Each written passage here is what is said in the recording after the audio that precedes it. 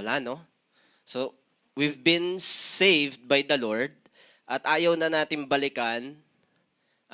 Kumbaga sa napakapait, pangit na bumalik pa sa kung sino ako before. Diba po? So, I hope every one of us, ganun po yung atin pong puso right now.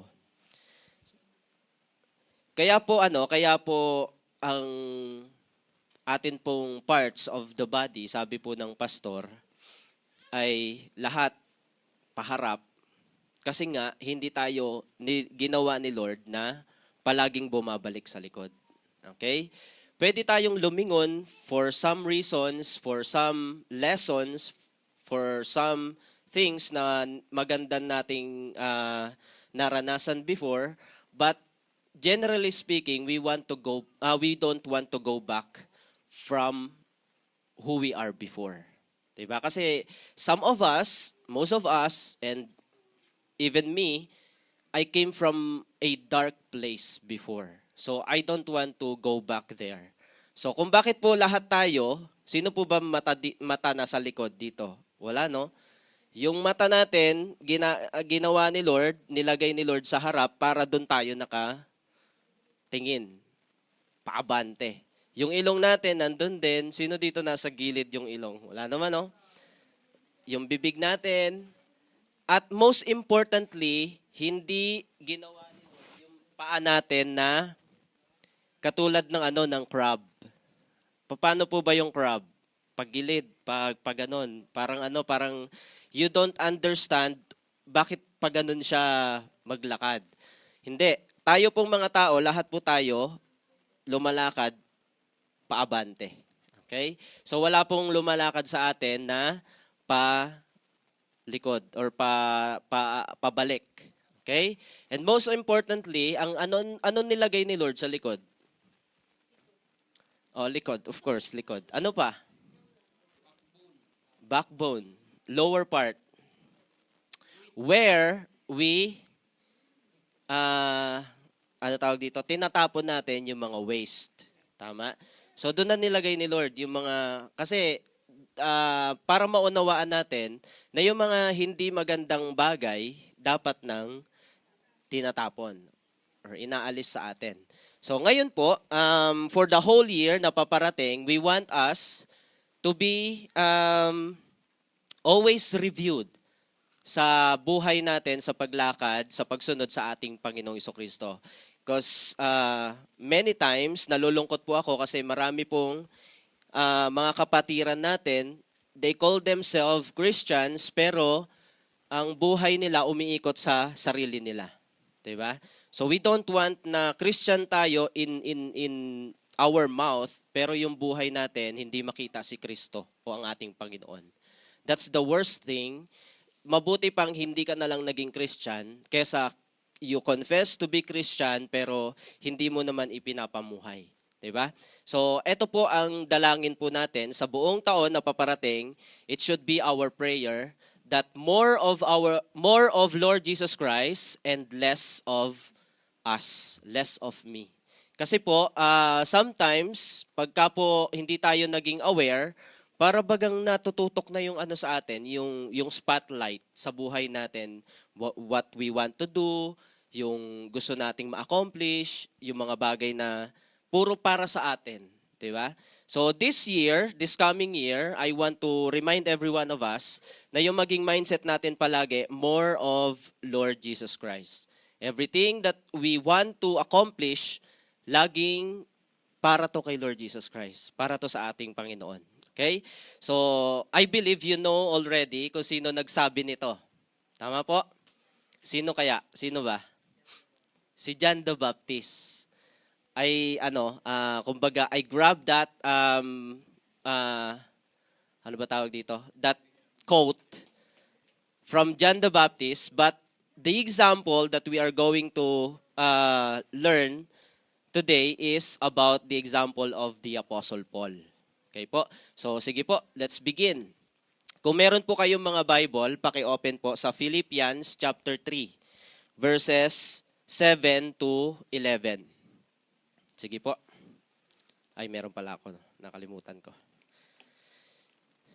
Ayun, ito gumagana. Ngunit dahil kay Lord Jesus Christ, binago ko po kasi sa Tagalog po natin, Kristo. So we are taught by our leader na hindi natin tinatawag si Lord ng Kristo, Jesus. We should call him Lord. 'Di ba? So pinalitan ko po yung that's coming from Magandang Balita Biblia, pero hindi ko na nilagay doon kasi meron tayong nilagay diyan na Lord Jesus Christ. Ngunit dahil kay Lord Jesus Christ, speaking po si Apostle Paul, ang mga bagay na pinapahalagahan ko noon ay itinuring kong walang kabuluhan ngayon. Okay? So we want to know the context, who is Apostle Paul before, para maunawaan natin yung mga pinapahalagahan niya before, wala nang halaga sa kanya ngayon. Why and what's those things na pinapahalagahan niya before? Mamaya makikita natin. Para maunawaan natin, basahin natin sa English. Grabe, no? Para maunawaan natin, babasahin sa English. But whatever former things were gains to me, as I thought then, akala niya na ayun yung mga mahalagang bagay, these things once regarded as advancement in merit, I have come to consider as loss, absolutely worthless, for the sake of Lord Jesus Christ and the purpose which He has given my life. Okay po? So meron pong binabalikan si Apostle Paul. This is before or after, right after his conversion. Ito po yung kinukwento niya sa mga taga-Filipos na ito yung Apostle Paul before. Ito ako before. Ito yung mga bagay na pinapahalagahan ko, pero itong mga bagay pala na to, na akala kong ito yung pinakamahalaga or ito na yung mabigat or ito na yung may bigat sa mundo, hindi pala. Ang may bigat lang pala, sabi niya doon, for the sake of Lord Jesus Christ and the purpose which He has given my life. So ibig sabihin po, si Apostle Paul, he has a past na pinapahalagahan niya before. But nung na kilala niya, natagpuan siya ng ating Panginoong Jesucristo, biglang nagbago yung kanyang pananaw sa lahat ng bagay. Okay po, ano po kaya yung nangyari? Sabi niya, ito po, napakatindi po ito kasi it's a personal testimony of Apostle Paul.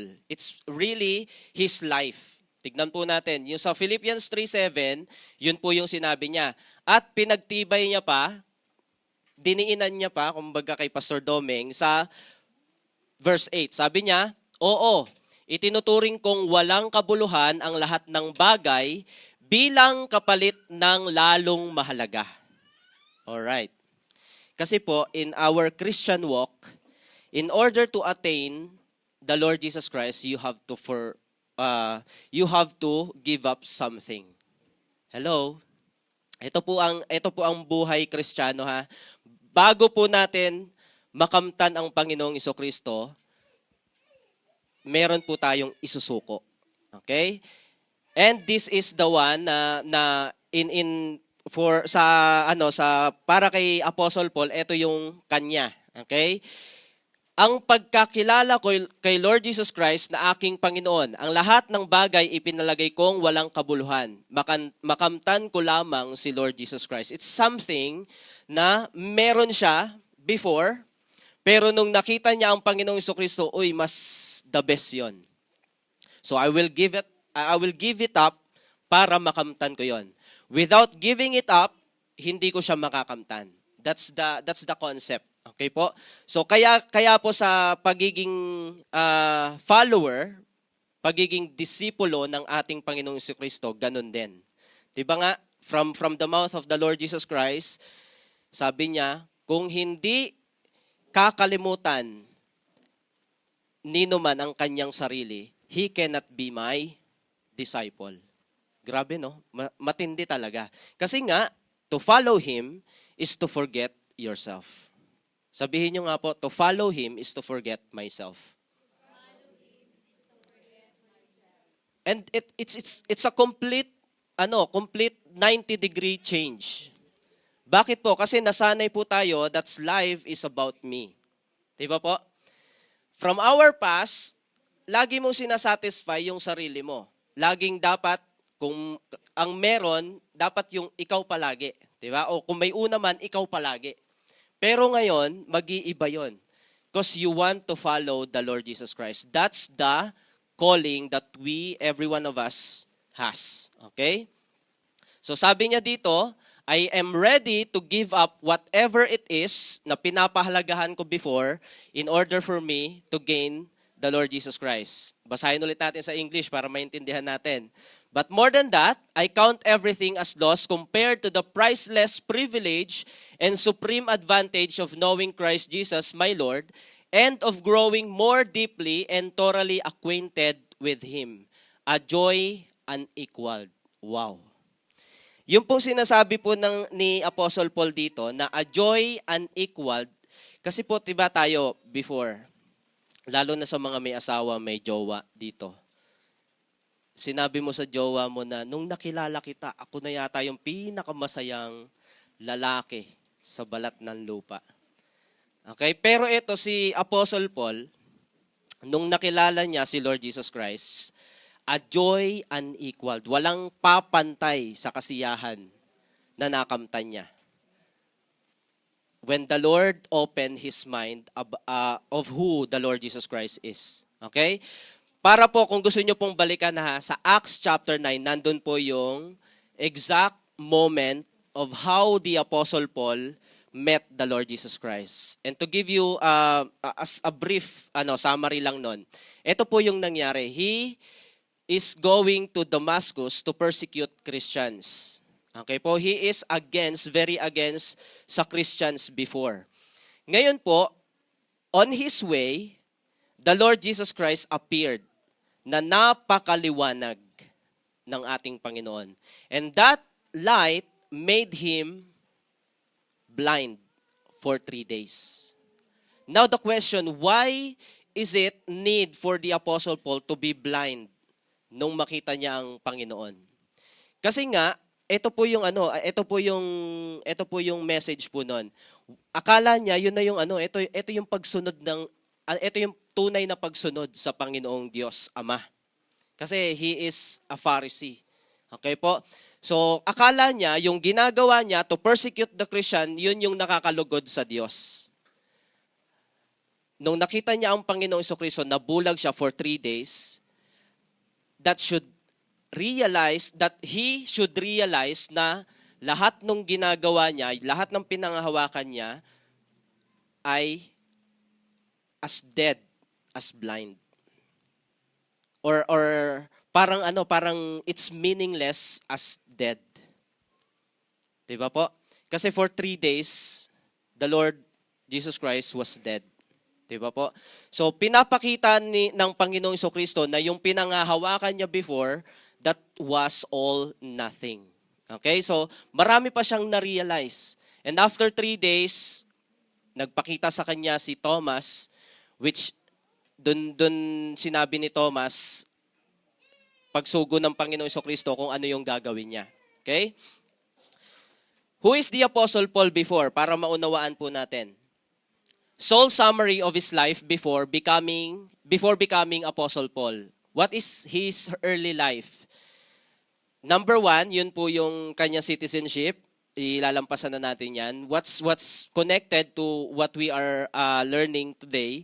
He was a Pharisee, a member of strict Jewish sect. Okay po? Kasi po, pagka pumunta po tayo sa Israel, the number 1 religion right there is Judaism. Okay po? Which the Apostle Paul, formerly Saul, kabilang siya doon. At yung kanila pong katuruan, napaka-strict po nun. Na walang ibang Diyos bukod kay Lord Yahweh, at sino mang mag-claim na siya ay Diyos, ay dapat patayin.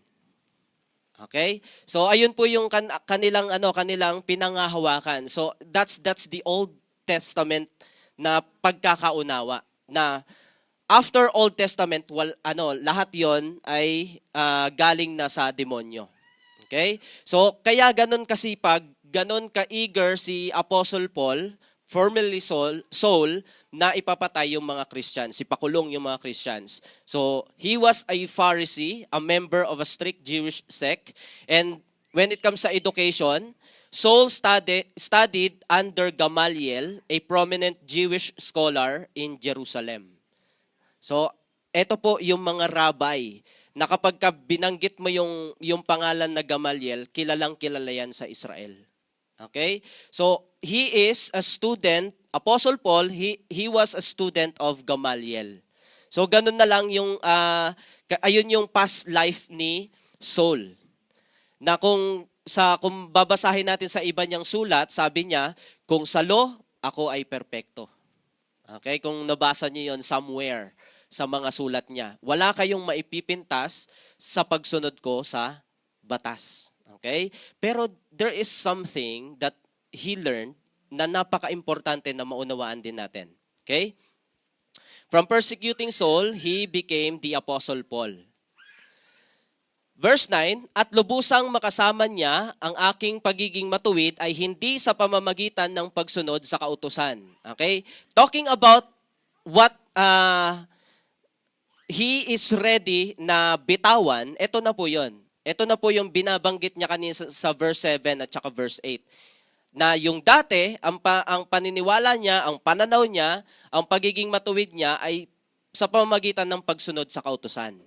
Okay? Napakaklaro po niyan. Even you check it sa inyo pong mga Bible. Sabi niya, ang aking pagiging matuwid ay hindi sa pamamagitan ng pagsunod sa kautusan, kundi sa pananalig kay Lord Jesus Christ. Ang pagiging matuwid ko ngayon buhat sa Diyos sa pamamagitan ng pananampalataya. Kasi po sa Jewish tradition, you have to obey the 613 laws in order for you to be righteous. Hello? Tayo nga 10 commandments lang Bagsak. Kung hindi man sa isa, o kung hindi man sa dalawa, isa. Tama? Lalo ang Pilipinas, bagsak na bagsak, binago pa nga nila Diba? So, ibig sabihin po, ito po, yung righteousness na nakamtan ni Apostle Paul, it's not about doing what the law requires. Kanino po galing? Sabi doon, ang pagiging matuwid ko ngayon buhat sa Diyos. Paano po yung buhat sa Diyos? Yun po yung sinasabi sa 2 Corinthians 5:21 that the Lord Jesus Christ never sinned. Si Lord Jesus Christ hindi po ni kailanman nagkasala. Ngunit naging makasalanan siya nang sa gayon maging katuwiran ka ng Diyos. Yung sinasabi po dito na yung katuwiran niya ay buhat sa Diyos kasi nga binigay lang yung righteousness niya. Okay po? So, ibig sabihin po, what we have or what we enjoy na righteousness right now ay binigay lang ng ating Diyos sa pamamagitan ni Lord Jesus Christ. Ayan po, napakalinaw. Philippians 3:9. Kung hindi pa malinaw, babasahin natin sa English. And may be found in Him, believing and relying on Him, not having any righteousness of my own, derived from obedience to the law and its rituals. Okay po? Kasi nga po, yun yung nangahawakan nila. If you obey the law, 613 laws and their rituals, you will be righteous. And even right now, may mga nakakausap ako na that's the way of their righteousness. Okay po? It's not about imputing the righteousness of... There's no such thing as that. Ganun yung sinasabi nila sa akin. Pero ito napakalinaw, yung righteousness niya, buhat sa Diyos. Binigay ng Diyos. Why? Why is it needed na ibigay ng Diyos? Kasi walang makaka-perfect sa pagsunod sa law. Meron po ba? Kaya? Wala. Kasi kung meron, susundan ka namin. Okay? But possessing the genuine righteousness which comes through faith in Lord Jesus Christ, the righteousness which comes from God on the basis of faith. Okay po? So that's the big thing na nagbago sa pananaw ni Apostle Paul. Na dati yung pinangahawakan niya, kailangan kong gawin to, kailangan ko sundin to para maging righteous ako. Na-realize niya, hindi pala ganon. Eto pala. Dati, yun nga, you obey the law, you will be righteous. Pero nung naunawaan niya na, pinaunawa na sa kanya ng Panginoong Jesucristo, ng banal na Espiritu, ganito pala. Yung kabanalan or katwiran ng Panginoong Jesucristo nilagay sa atin para bagang binihis sa atin. Kumbaga sa vaccine, it's imputed in you and flowing in your veins and blood. Okay? So it's not something that you did. Okay? Or you do. It's something that the Lord Jesus Christ did. Binihis lang sa'yo, binigay lang sa'yo. Okay po? So yun po yung naunawaan niya. Ngayon, dahil nga binigay na sa atin, narito ngayon yung righteousness ng Panginoong Jesucristo, that whoever is in Christ, he is a new creation. And no condemnation shall be upon that person because he is, the Lord Jesus Christ is with him. Amen po ba doon? So that's the righteousness na naunawaan ni Apostle Paul. And then, with that righteousness of the Lord Jesus Christ, and you bear that righteousness, you can now obey the law. Ganun pala. Okay po? Sana po maunawaan po natin to na hindi sa pag-obey ng law kung bakit tayo nagiging righteous. Ino-obey natin yung law kasi ginawa na tayong righteous. Amen po ba doon? So ngayon, pagka tumingin ang Diyos Ama sa atin, hindi niya na nakikita yung kasalanan mo or yung karumihan mo. Kasi yung buwis ng ating Panginoong Jesucristo, yung dugo niya, yung nananalaytay sa iyo. So ibig sabihin, hindi niya na nakikita si Sis Jean. Hindi niya na nakikita si Sis Jocelyn. Ang nakikita niya na yung anak niya na kay Jocelyn. Amen po. So it's not from the outside, it's coming from the inside, lalabas. Okay po, kasi yung righteousness natin nilagay sa loob at makikita sa labas. Amen po ba doon? Kaya nga po, yun yung paraan ng Diyos na hindi matanggap ng mga Judaism even up to now. Ay hindi ganyan. Ang way ng Panginoon, gawin mo to, 613 laws, ilalatag ko sa iyo para maging righteous ka. Okay? Kaya, kung bakit hindi nila tinatanggap ang Panginoong Jesucristo up until now. Pero, the Lord is sovereign. Okay? Later on, we will see. Okay?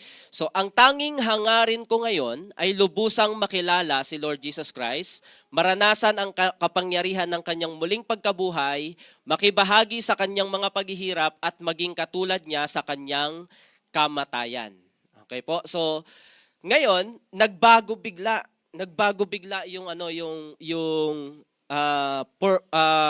the thing that the apostle is pursuing. Okay? Kung dati, ito yung pinupurso niya. I obey the law. Ngayon, ang pinupurso na niya, si Lord Jesus Christ. Amen po ba doon?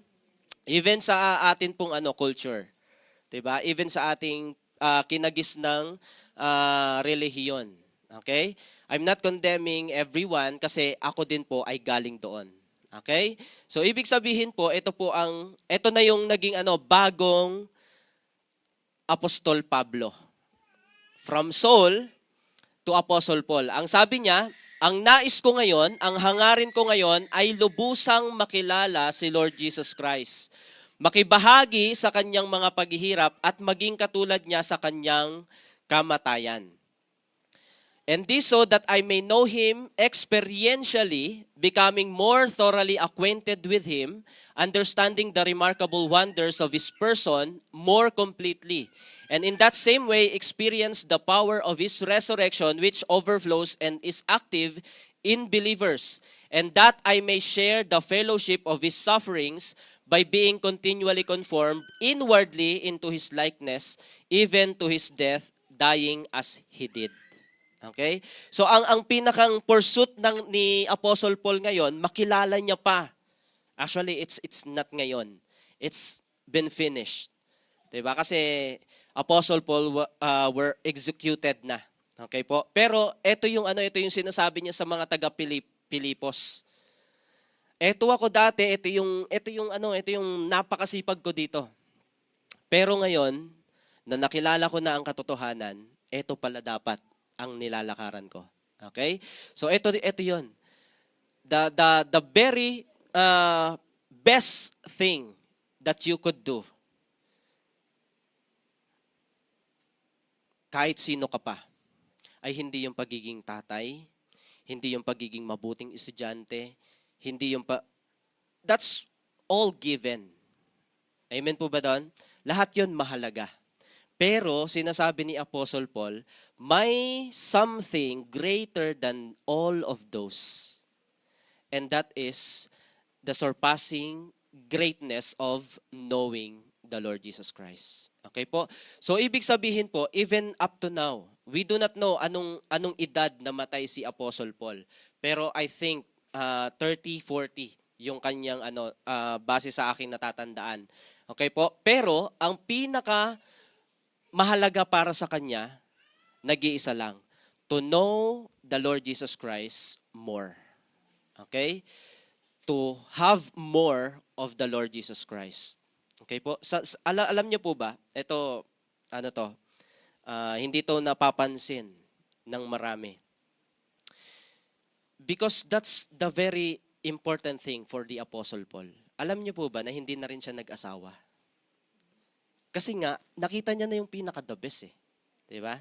So, yung mga wala pang asawa, kasi nakikita nila yung pinaka-the best. Diba? Kung bibigyan man sila, di thank you, diba?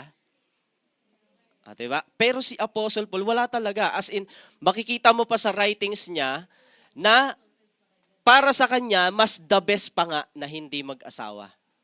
Yun pagka binasa niyo yung writings ni Apostle Paul. Okay? Pero ako may asawa ako, may isa akong anak, magkakaroon pa ng isa.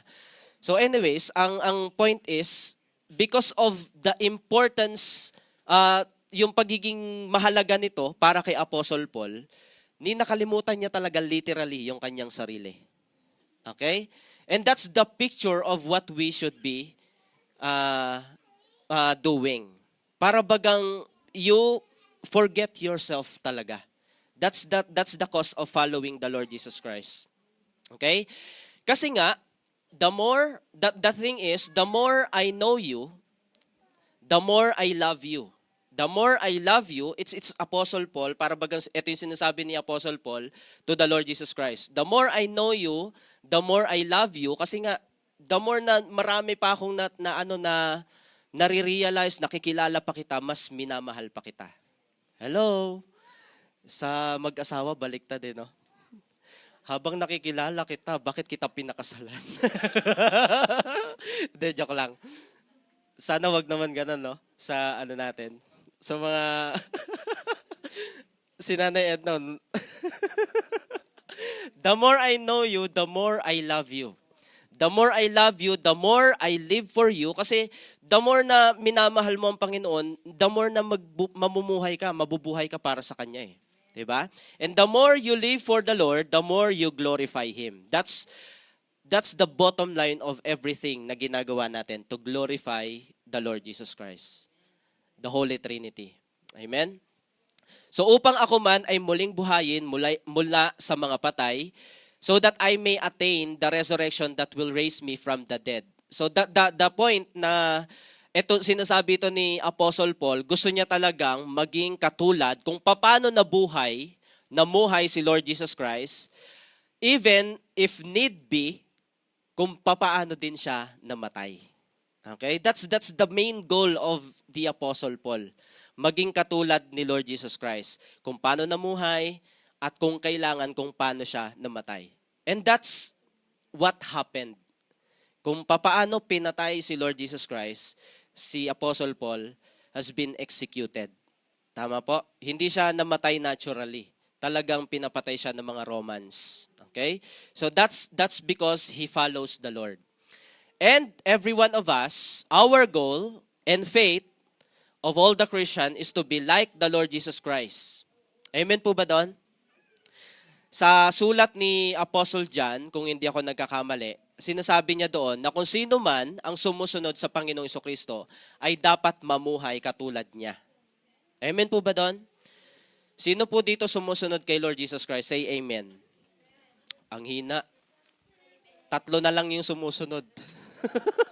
Sino po sumusunod kay Lord Jesus Christ? Amen. So kung sumusunod tayo sa Panginoong Jesucristo, dapat mamuhay din tayo kung paano siya namuhay.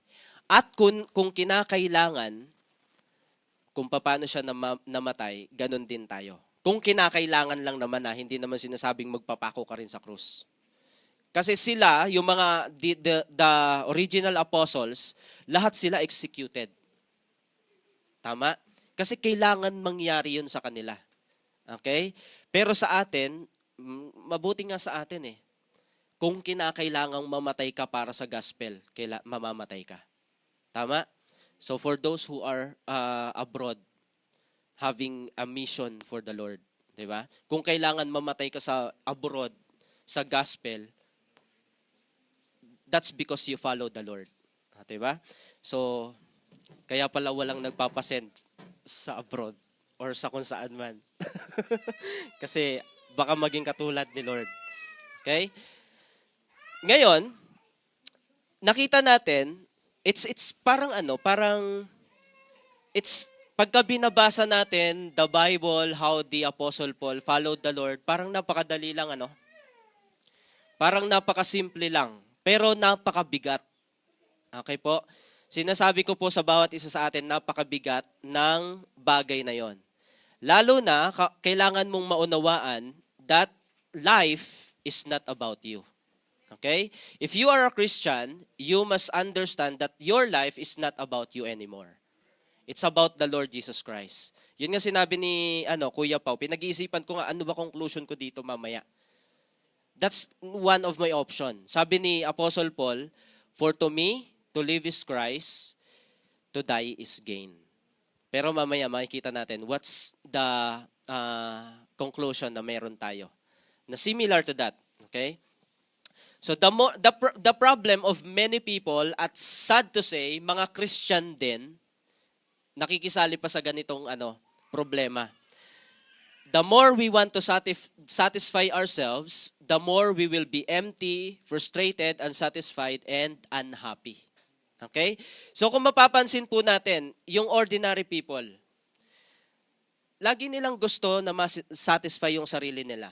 Diba? Pero at the end of time, kahit makamtan pa nila yung minimithi nila, nasa kanila na hindi pa rin masaya. Hello? Kasi that's our nature. We will never be satisfied kahit ano pang bagay na makamtan natin. Okay? Kaya maraming tao, ang nakakalungkot, ito yung bagay talaga na nakakalungkot eh. Kristiyano. Pero ang mindset, ano bang makakasatisfy sa akin? Ang daming hinahanap, ang daming pinupuntahan, ang daming gustong mangyari sa buhay. Pero walang makakapuno dun eh. Tama? Ang katotohanan niyan, kahit makamtan mo man yon, mapuntahan mo man yon, at the end of that, you will feel empty pa rin. Diba? You will feel frustrated, lalo na kapag hindi mo nakamtan. Diba? And you will feel unsatisfied and unhappy. Okay? Pero, ito naman yung kaibahan ng kontento ng taong may Panginoon sa buhay. Kung hindi makontento, hindi maging masaya, pero ang taong may Panginoong Jesucristo, kahit wala, masaya. Hello? Tawa pa ng tawa. Diba? Pero the more na hinahanap natin yung sarili natin, yung sinasabi ng marami, the more na hindi ka magiging masaya. Okay? Kasi nga, sinasabi doon ng Panginoong Jesucristo, whoever who finds his life will lose it. But whoever who lose their lives for my sake will find it. Okay? Kasi ganun nga eh. Kapag ka gusto mo lang hanapin yung makakasatisfy sa'yo, hindi mo makita mo man, hindi ka magiging masaya. Okay? It's only the Lord Jesus Christ that can satisfy every one of us. Amen po ba doon? Let's go back to the, dun sa woman. Ano ba tawag dito? Dun sa tawag dito? Sa balon. Diba? Nung nakita niya si Lord Jesus Christ, nalaman ni Lord Jesus Christ kung ano talaga yung uhaw niya. Uhaw siya sa pag-ibig ng isang lalaki. Kaya nakaliman na siya eh. Diba? Pero ang makakasatisfy lang pala sa kanya, si Lord Jesus Christ. So yun yung na-realize niya na yung kinakausap niya sa harap niya, yun pala yung makakasatisfy sa kanya. Not anyone. Okay? So sa bawat isa din po sa atin, ganun din po. Okay? Kaya sa pagtatapos, sa 12, 13, 14, 15, 16, napakaganda nung sinabi ni Apostle Paul doon.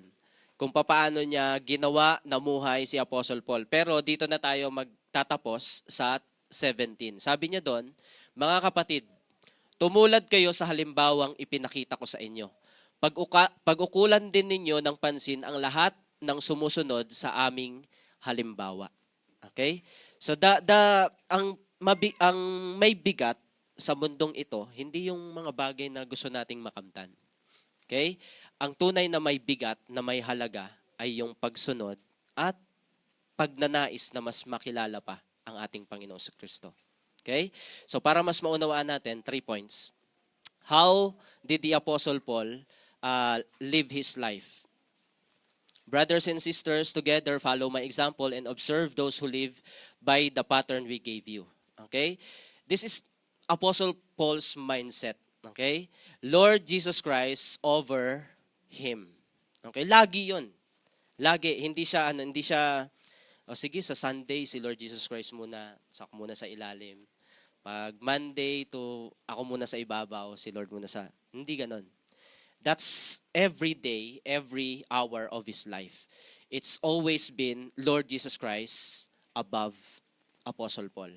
At ganun din sa bawat isa po sa atin. This coming 2025, if you want a life that is fulfilling, you live like the Apostle Paul. Okay? And even the Lord Jesus Christ example. Okay po? Lord Jesus Christ over me. Lord Jesus Christ always greater than me. Diba? Minsan kasi inuuna natin yung yung makakasatisfy sa atin more than what can satisfy the Lord. Okay? So the mindset is this. Lord Jesus Christ is always the priority.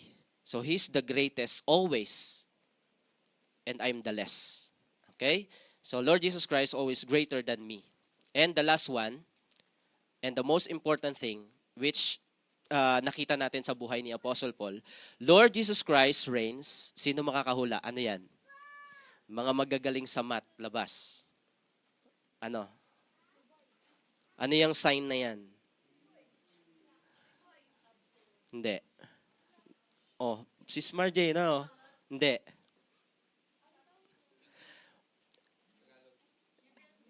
Oh, yung ganon. Ang tawag po dyan sa math, regardless. Kahit negative yung number, basta may regardless, hindi na ma-apply sa kanya yung negative. Hello? Regardless of who you were and what you've done. Okay po? So, ibig sabihin, Lord Jesus Christ reigns in you. Regardless of who you were, kahit sino ka pa before. That doesn't matter anymore.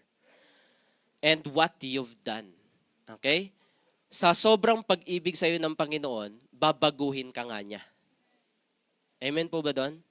Hindi niya nais na manatili ka kung sino ka before, kung saan ka before, kung ano ginagawa mo before. Instead, babaguhin ka niya katulad ng pagbabago niya kay Apostle Paul. Amen? Kita niyo po, he strictly following the Jewish law. Pero after one conversation after one encounter, pinarealize sa kanya yung lahat ng ginagawa mo, that's meaningless as blind. And that is for 3 days. As if the Lord is saying to Apostle Paul, all the things that you did is dead without me. Okay? Without the Lord Jesus Christ. So, ibig po sabihin, sa bawat isa po sa atin, marami man po tayong ma-accomplish without the Lord Jesus Christ, that would be meaningless.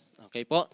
So, it should be, the Lord Jesus Christ always reigns, kahit sino pa man, kahit ano pa man ang nangyari sa atin. Biruin nyo si Apostle Paul. Bakit siya pinili? Wala tayong magagawa doon. Pinili siya ni Lord regardless of who he were. Okay? At ganun din sa bawat isa sa atin. Sabihin mo sa katabi mo, kahit sino ka pa dati.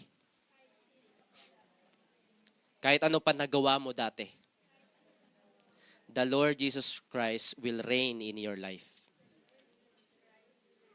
Okay, maghahari ang ating Panginoon sa bawat isa sa atin. And this is the conclusion. Galatians 2:20. Hindi na ako ang nabubuhay ngayon, kundi si Lord Jesus Christ na ang nabubuhay sa akin. At habang ako'y nabubuhay pa sa katawang lupa, mamumuhay ako sa pananalig sa anak ng Diyos, si Lord Jesus Christ, na umibig sa akin at naghandog ng kanyang buhay para sa akin. Amen po ba doon? So, ito po yung the life of the Apostle Paul kung bakit lahat ng Judaism right now galit na galit sa kanya up until now. Kasi nga, for them, nilason niya yung pag-iisip ng mga tao. Pero sa atin na nakakaunawa, siya yung ginamit ni Apostle Paul to tell us the truth. Amen po ba doon? Amen. So ngayon po, katulad ni Apostle Paul, kung papaano siya nabuhay, ipinamuhay niya yun kay Lord Jesus Christ. At kung mamatay man siya, yun din ay pakinabang. Okay? Tayo po tayong lahat. And I want to sing this song, yung parang chorus yata yun ng masiglang awitin natin. Father God, maraming salamat po that you have brought us at the feet of our Lord Jesus Christ. Thank you for quickening our dead life, Holy Spirit. Maraming salamat po, Panginoon, na pinakilala niyo sa amin ang Panginoong Jesucristo. And we are really found by Him, Panginoon. Maraming salamat po, Panginoon. And now, Lord, I pray, Father God, kung papaano po binigyan niyo kami ng example through the life of the Apostle Paul. Lord, I pray, Father God, that you will put the hunger and thirst na mas kilalanin ka pa namin. The more na binabasa ka namin sa iyong salita, the more na ma-experience ka namin, the more that we will love you and the more that we will live for you, Panginoon. So that, Lord, the glory that you deserve will go every time para sa inyo, Panginoon. Maraming salamat, Panginoon. I pray, Father God, sa bawat isa sa amin, Panginoon, sa aking mga kapatid, Panginoon, na narito. Lord God, napaunawa mo po sa bawat isa sa amin, Lord God. Yes, mahalaga yung mga bagay na amin pong dapat asikasuhin, gawin para sa aming mga pamilya, Panginoon. But Lord, the greater things, the heavy one, Panginoon, yung tanging may bigat sa aming mga ginagawa ay yung panahon na nagnanais kami na mas makilala ka pa, Panginoon. And I pray, Father God, that you will put that into our hearts, Lord God. That we will be excited for the year 2025, Panginoon, na mas paglilingkuran ka namin, na mas mabubuhay kami para sa iyong glory, Panginoon. At ikaw po ang siyang maghari sa bawat isa sa amin. No longer above me, above you, but Lord, you will be above every one of us, Panginoon. No longer greater I am, but greater who you are, Panginoon. No longer looking back sa kung sino ako and hiding sa bawat mga bagay na hindi ko nais din na ginawa, Panginoon. Bagkus, Lord God, ikaw na ang maghari sa bawat isa sa amin, Panginoon. Maraming salamat po, Panginoon, at sa panahon po na ito, Panginoon, ikaw po ang Diyos na maghari sa bawat isa sa amin at ikaw po ang palaging gumabay at magpala sa bawat isa sa amin, Panginoon. This is our prayer, Lord, in the mighty name of our Lord Jesus Christ. Everybody say, Amen and Amen.